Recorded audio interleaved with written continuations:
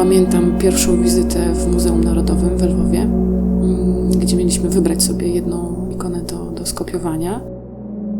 Byłam po prostu przerażona. Ikony tak jakoś na mnie zadziałały, tak mnie uderzyły wręcz. Ilość tych ikon, ich potęga, przedziwny klimat, majestat, no po prostu przytłacza.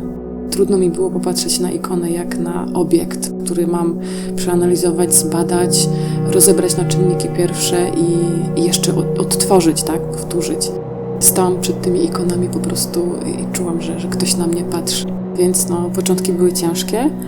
Czułam na pewno, że jakoś ciągnie mnie do ikon. Jest w nich coś, co do mnie przemawia i postanowiłam już na własną rękę to zgłębić.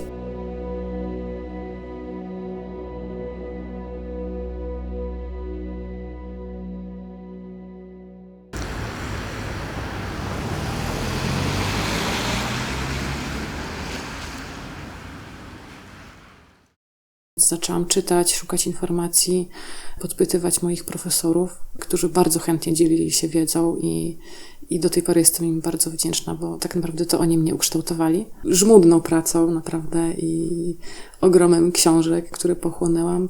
Udało mi się właśnie jakoś zrozumieć tą ikonę, zbliżyć się do niej, i pokonać właśnie tą barierę.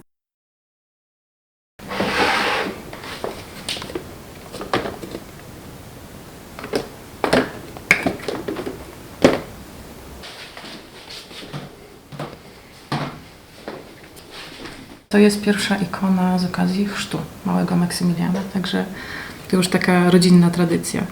I w tym momencie ikona już jest na dosyć zaawansowanym etapie.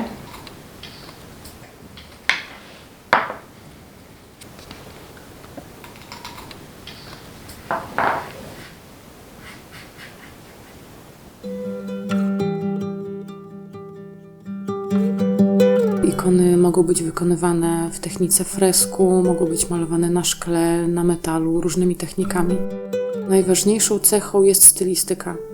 Chodzi o to, żeby nie dążyć do realizmu, raczej chodzi o to, żeby obiekty upraszczać. Najważniejszymi częściami kompozycji każdej ikony jest twarz i dłonie. One nam najwięcej mówią, najwięcej pokazują. Zresztą sam układ dłoni też bardzo często ma swoją symbolikę. I wyraz twarzy, który na ikonach jest zadumany, lekko nieobecny. Nie ma uśmiechu, nie ma spojrzeń skierowanych w jakimś konkretnym kierunku. Te postacie są po prostu w innym świecie, one już żyją w innej realności. My chcemy po prostu przedstawić ideę świętości przede wszystkim w najprostszy, najbardziej zrozumiały sposób, ale nie dążąc przy tym do realizmu.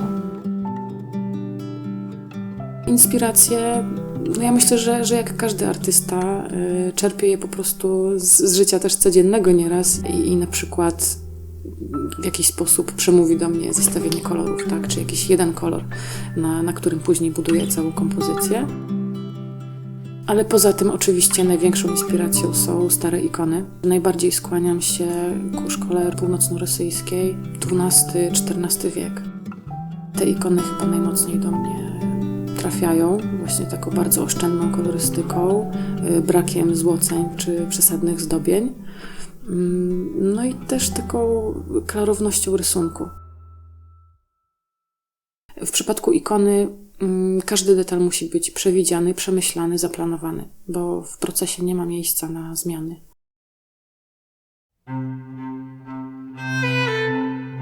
Szkic, który właściwie powinien być tak dokładny jak projekt, przenosimy na deskę. Ten rysunek już przeniesiony musimy delikatnie wyryć w zaprawie ostrym narzędziem, tak żeby linie rysunku były widoczne po nałożeniu farby.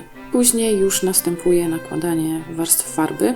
Niektórym się to kojarzy z kolorowanką. To są bazowe podkłady, na które później będziemy nakładać światła, kontury. Linie są w ikonie cieniami. To jest też charakterystyczne, że nie mamy tego efektu światłocienia. Części twarzy i dłoni są opracowane bardziej miękko, bardziej dokładnie. I tutaj różnica też polega na tym, że na twarz nanosimy laserunek.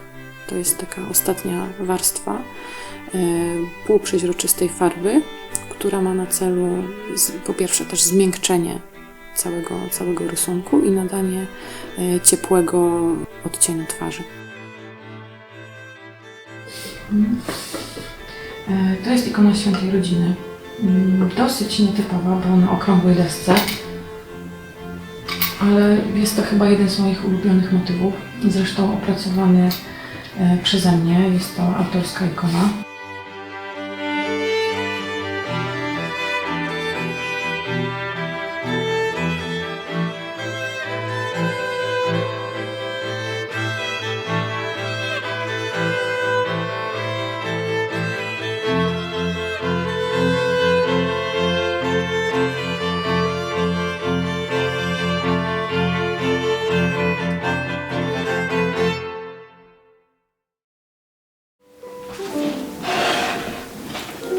Zastanawiam, czy jeszcze troszkę więcej czarno.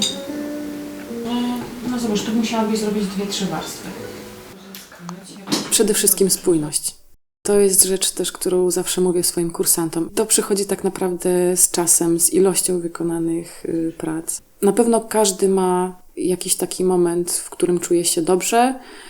Niektóre momenty przychodzą już gorzej. Moim zadaniem jest tutaj zanalizować tak naprawdę każdy przypadek i wydobyć te najlepsze cechy z każdego kursanta.